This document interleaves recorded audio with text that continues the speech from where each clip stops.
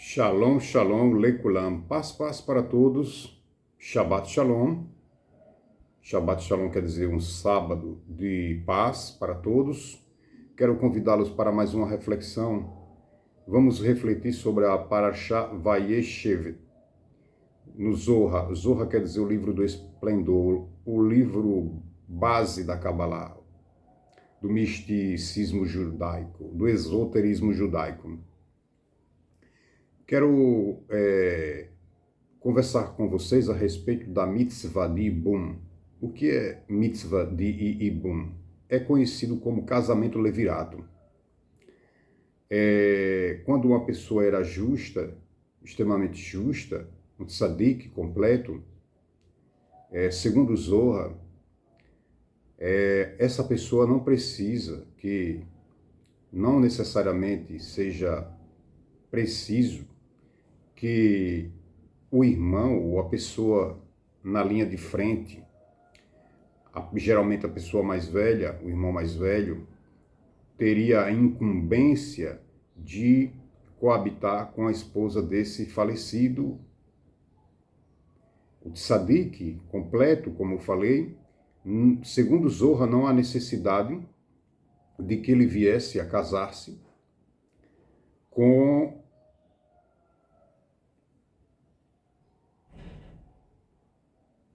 a sua esposa viesse a casar-se com o seu irmão mais velho, ou seja, aquele que estava na linha de frente, né? Na linha de sucessão, por ser mais velho, e então ele era o principal na linha de sucessão. Era chamado de redentor.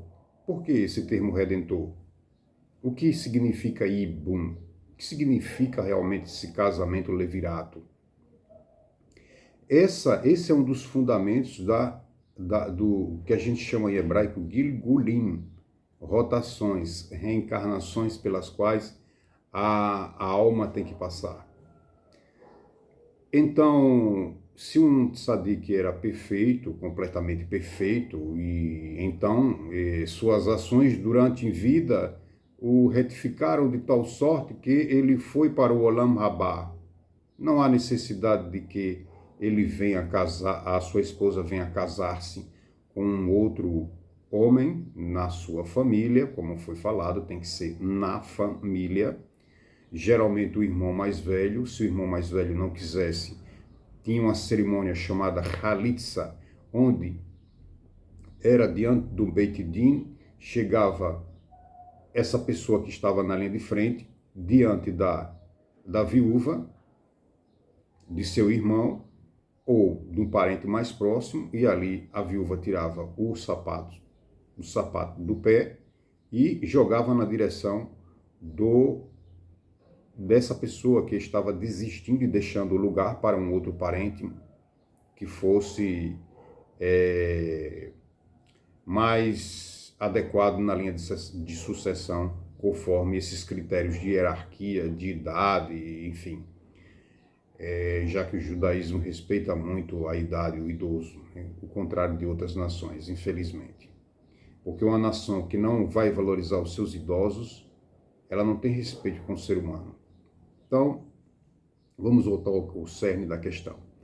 Então, o casamento Ibum Levirato consistia em trazer novamente a alma do falecido, possibilitando que ele reencarnasse na família. Então o irmão ou alguém que estava na linha de frente, nesse processo de casar com a viúva, era para trazer a alma do irmão novamente. Então a gravidez que ocorresse, a primeira gravidez que ocorresse entre o casamento da viúva e com o irmão do falecido, a alma do falecido vinha, reencarnava, e aí ela tinha uma nova chance, uma nova possibilidade de retificar alguma coisa que ficou para trás na reencarnação passada, na rotação passada. Acontece que os sábios do Zohar, né, o livro do esplendor, escrito por Rabi Shimon Bar Yochai e o seu filho Elazar na caverna, estipula que o tzadik completo não tem a necessidade, a obrigação de casar o tzadik não tem a necessidade de que sua viúva, sua ex-esposa, viesse a casar com alguém de sua família nessa linha de sucessão. Porque ele já era perfeito, já tinha sido aperfeiçoado com suas ações. No entanto, os sábios do Zohar falam que mesmo nessa condição é uma obrigação que haja o casamento. Porque com o casamento do irmão com a viúva, mesmo que o irmão falecido não necessite por ter se desenvolvido espiritualmente, ascendido, se elevado espiritualmente, de modo a chegar no mundo vindouro, no Olam Rabá, há ainda uma questão aí que é muito pertinente, visto que casando, mesmo com esse entendimento de que ele se elevou, mas o irmão, na linha de sucessão, casando com a viúva, abre um leque, uma possibilidade espiritual maravilhosa para aqueles que morreram sem ter filhos. Sim. Por quê? Porque aqueles que morrem sem filhos, eu não digo que pessoas que não tiveram filhos por questões de não querer, em si eu não quero ter filho, não é isso. É pessoas que tentaram, lutaram para ter filhos e por uma questão ou outra de infertilidade ou nasal mesmo da pessoa, a pessoa não veio ter filhos. E ter filhos faz parte do processo de transformação do mundo, de Tikkun Olam, faz parte do processo de restabelecimento da ordem espiritual neste mundo. Visto que cada alma que vem, ela tem um tempo determinado aqui, ela vai praticar a mitzvot e as suas ações irão possibilitar a correção de seus pais. Claro que os pais deverão ensinar o caminho certo, a Torá, como praticar a mitzvot para seus filhos, para que eles, quando falecerem, os seus filhos estiverem aqui neste mundo, virem a ser também um redentor para os seus pais, porque quando os filhos praticam são justos, quando os filhos são justos e os seus pais falecidos são justos, os filhos, ao praticarem mitzvot, a fazer qualquer trabalho espiritual, Vodat Hashem, estão elevando ainda mais a alma dos seus pais para um mundo vindouro. Então, mesmo em morte, né, o que é algo que o morto não pode mais interagir no mundo físico, nem praticar mitzvot, colocar um talit, colocar um kippah, que são mitzvot, e a pessoa consegue, com isso, adquirir um brilho extraordinário para a alma e entesourar uma riqueza incomensurável no mundo vindouro e para o mundo vindouro. Então, nesse sentido, os filhos são muito importantes e o Eterno não fez o mundo para ser uma desolação, mas para ser habitado. Por isso, a primeira mitzvah é crescer e multiplicar-vos e encher a terra. Crescer e multiplicar-vos significa que uma pessoa precisa ter um filho e uma filha. Às vezes a pessoa tem duas filhas, tem só filhas, mas ele irá cumprir essa mitzvah tão somente quando uma dessas filhas tiverem um filho, casarem-se e tiverem um filho. Porque crescer e multiplicar quer dizer, pode ser no neto, no bisneto, enfim, tem que vir um homem, não pode vir só homem. E do casamento de um homem, de um filho homem, né, poderá vir uma neta, uma bisneta, e fica aí então toda essa espera. E a alma do falecido, ela não tem permissão de partir desse mundo, mesmo uma pessoa muito justa, de partir desse mundo, uns dizem 12 meses, mas a questão não é só essa, 12 meses. Na verdade, a alma da pessoa, ela vai estar aqui neste mundo até o mais novo na família que ele viu em vida. Por exemplo, se for o neto ou o bisneto, ele viu em vida, o bisneto, então só quando esse bisneto falecer é que a alma tem aquele último descendente dessa pessoa que faleceu, tiver falecido, então ela tem permissão de subir e subir totalmente para o mundo espiritual. No entanto, se ela é um tzadik, ela não tem distância para quase nada, coisa alguma. Ela pode vir e voltar aqui, a alma, né, reencarnar e voltar, porque há também um pensamento de que o tzadik pode reencarnar até 1000 vezes, porque ele é o fundamento do mundo. Então ele precisa estar aqui para sustentar e deixar esse mundo em equilíbrio, em harmonia com o sistema espiritual, já que ele é o fundamento, né? O fundamento é a base, porque o tzadik pratica mitzvot, Torá, com kedushá, com alegria. Então isso é o sustento, o mitzvah, o estudo da Torá, a tzedaká, os atos de bondade, a tefilá que a pessoa faz, essas coisas são sustento do mundo. E o tzadik, ele ama, ele adora a servir o Eterno. Então, nesse aspecto, nós entendemos que quando o filho, volto na questão do levirato, o filho nasce, né, num casamento de Ibum, casamento levirato, é a reencarnação daquele parente que morreu, que foi, encontrou na sua própria família um redentor que casou com sua viúva e possibilitou que ele viesse novamente. Mas mesmo que alguém diga, mas o Zohar não falou que se alguém era tão justo, né, tão aperfeiçoado, então, para que então casar?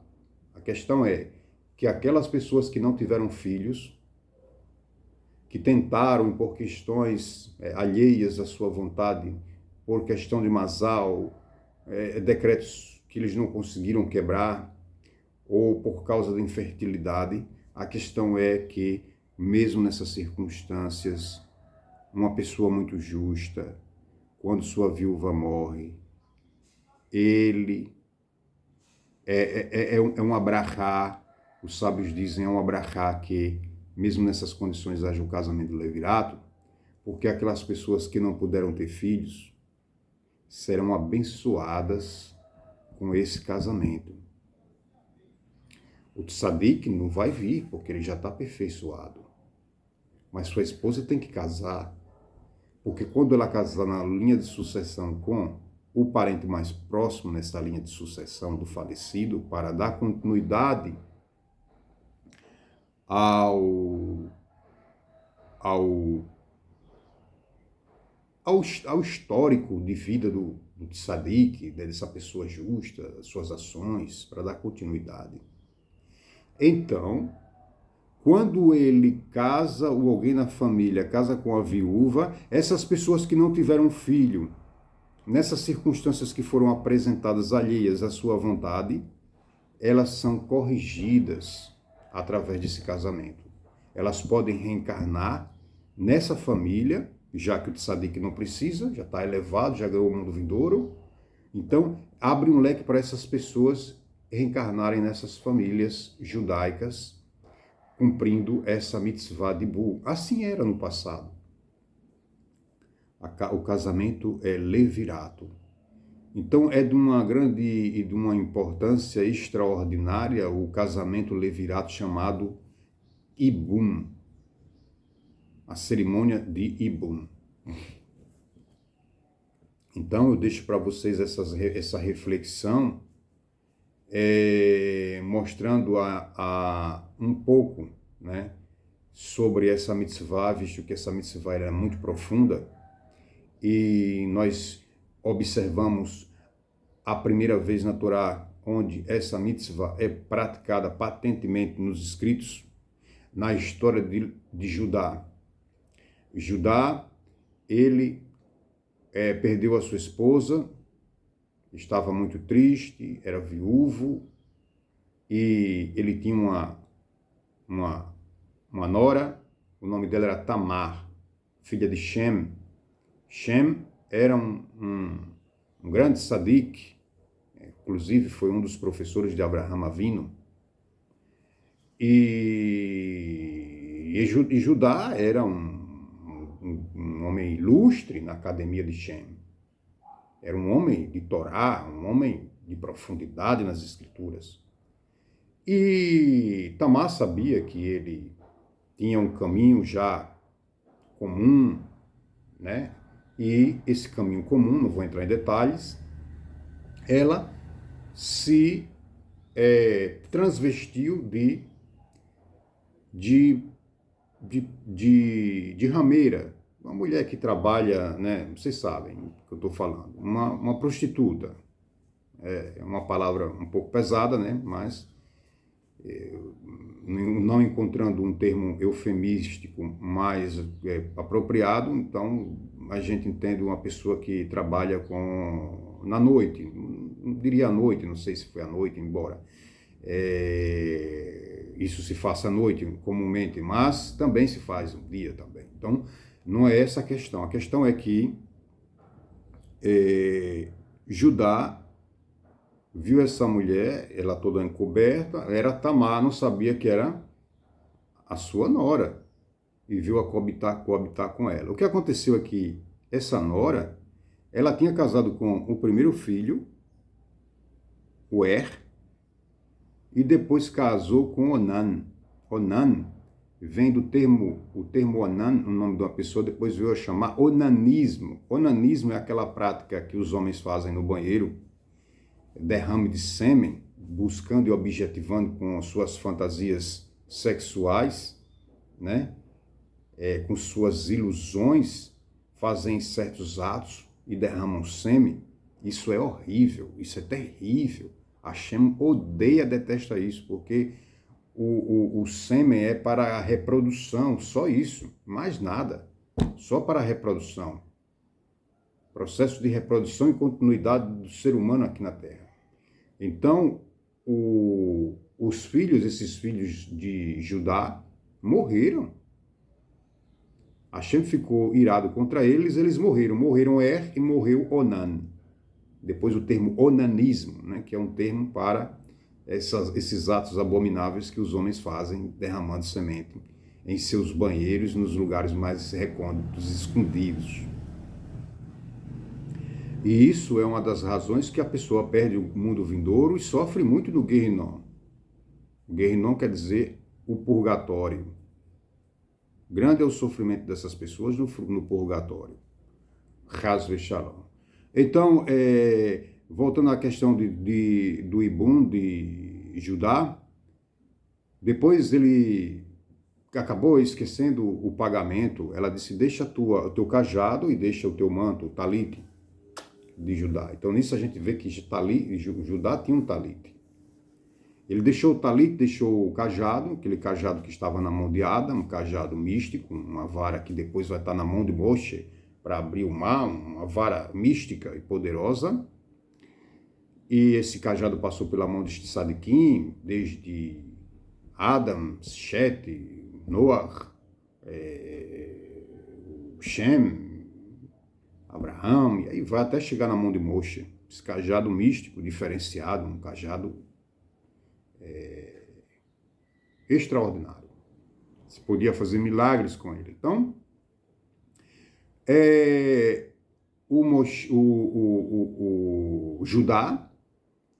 Judá acabou tendo um contato, não marital, claro, um contato íntimo com ela, e ela veio a engravidar. Ela engravidou, e olha só que interessante, ela teve uma gravidez de 2, teve gêmeos. E quem eram esses gêmeos?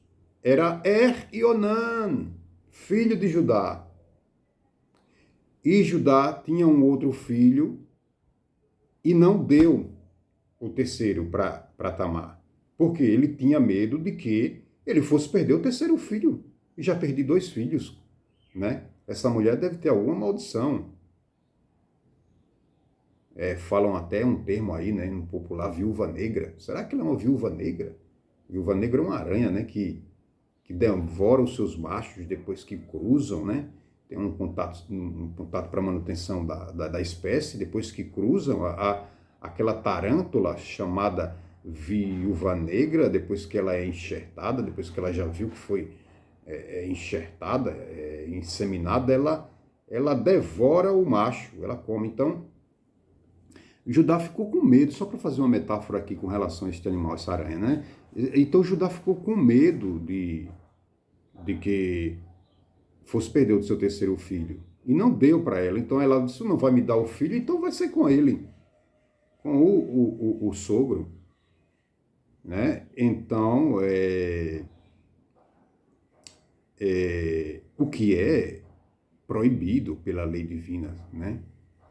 As relações incestuosas, né? Alguém casar dentro da família, é algo que a gente fica analisando, como é que pode casar assim um irmão do falecido mas quando em morte é uma mitzvah, em vida é abominação, isso é chamado garlu erva, relações incestuosas, araiot. Então, o Judá nasceu Pérez e nasceu um outro. Nasceu dois, foram dois irmãos, nasceram dois. Então, olha só, e esses dois que nasceram filhos de Judá esses filhos de Judá, que nasceu com Tamar, eram os mesmos filhos de Judá, e Onam, que reencarnaram depois do Ibum. Isso foi um Ibum. Então, eu trago aqui mais uma reflexão e o fundamento dessa reflexão na história do Tzadik Yehudá.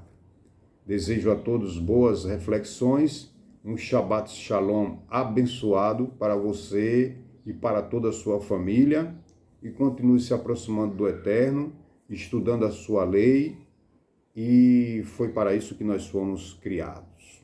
Shalom, shalom. Tchau, tchau para todos.